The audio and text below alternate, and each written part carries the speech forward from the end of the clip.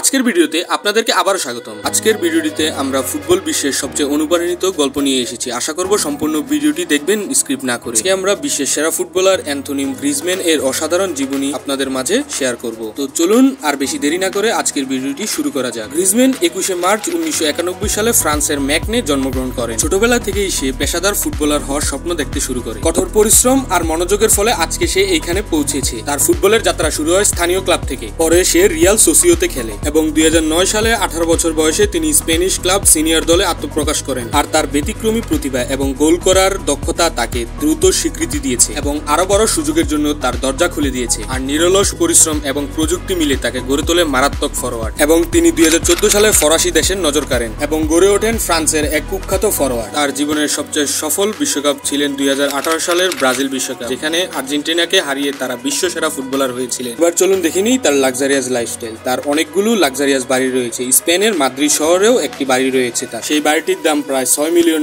বাড়িটিতে রয়েছে একটি সুইমিং পুল, একটি জিম, একটি লাইব্রেরি, একটি ফুটবল খেলার পিচ, একটি মুভি থিয়েটার রুম। তিনি তার বাড়িটিকে কোনো অংশে 7 স্টার হোটেলের চেয়ে কম করেন। বিভিন্ন দেশে তার আরো অনেকগুলো বাড়ি রয়েছে, কিন্তু সেগুলো তিনি আত্মপ্রকাশ করেন। আমি অনলাইন থেকে শুধু স্পেনের মাদ্রিদ শহরের বাড়িটির সম্পর্কেই জেনেছি। এবার চলুন তার গ্যারেজ থেকে ঘুরে আসি। তার গ্যারেজে রয়েছে অনেকগুলো লাক্সারিয়াস গাড়ি। তার লাক্সারিয়াস গাড়ির কালেকশনে সবার প্রথমে রয়েছে ম্যাকলন 650 LT, যার মূল্য প্রায় $2,90,000। আরো রয়েছে মার্সিডিজ গ্যাং টুরিজমো, যার মূল্য প্রায় $3 লাখ। আরো রয়েছে ফেরারি S12 ব্যান্ডল্যান্ড, যার মূল্য প্রায় $2,80,000। আরো রয়েছে স্কারবনেট কারভোট, যার মূল্য $70,000। আরো রয়েছে রোজ রয়েস, যার মূল্য প্রায় $3,30,000। এছাড়া আরো অসংখ্য লাক্সারিয়াস গাড়ি রয়েছে তার গ্যারেজে। চলুন এবার জেনে নেই ফুটবল ছাড়া তার কোথায় কোথায় থেকে আয় আসে এবং কি পরিমাণ টাকা আয় আসে তার। একটি কোম্পানি রয়েছে ইকুইন গ্রিজম্যান, সেখানে হর্সকে ট্রেনিং দেওয়া হয় এবং সেই কোম্পানিটি অনেক বড় এরিয়া জুড়ে অবস্থিত এবং এই কোম্পানিতে সে ইনভেস্ট করেছে $1 মিলিয়ন।